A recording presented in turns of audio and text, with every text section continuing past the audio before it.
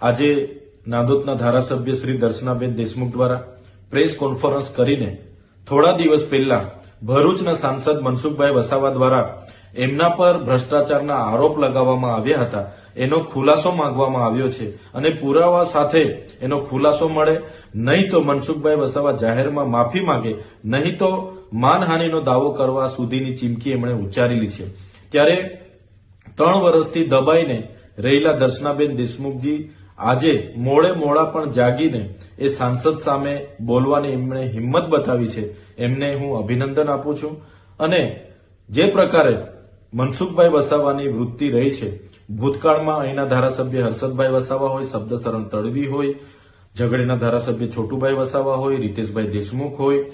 કે ગણપતભાઈ વસાવા હોય કે બીજા ભાજપના ઘણા નેતા હોય, બધા જ લોકો પર હાવી થવાનો એમનો સ્વભાવ રહ્યો છે। છેલ્લા 3 વર્ષથી એમને અમે સહન કરીએ છીએ। દરેક મિટિંગોમાં અમને નીચું દેખાડવાના પ્રયાસો કરે છે, અધિકારીઓને તતડાવી નાખીને દબાવી દેવાના પ્રયાસો થાય છે। અમારા આયોજનો અમે આપીએ એ આયોજનો નામંજૂર કરાવી દે છે, પોતાના જ બધા આયોજનો મંજૂર કરાવવાના અને પોતાનું કીધેલું જ થાય એ પ્રકારના અધિકારીઓ પર રૂબાબ જમાવવામાં આવે છે। ત્યારે મનસુખભાઈને અમે કહીએ છીએ કે જનતાએ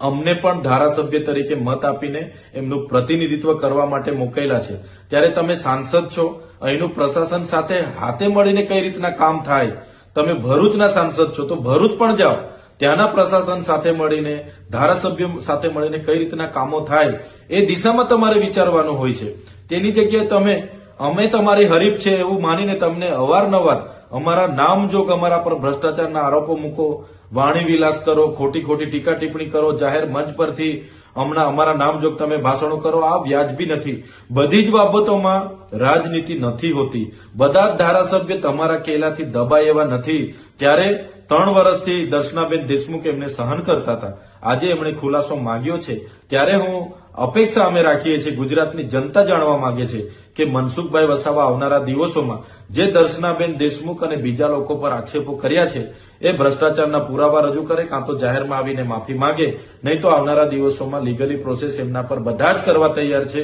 એવું અમારા પર માહિતી છે અને એમની કાર્યવાહી થશે એવું અમે બધા માનીએ છીએ।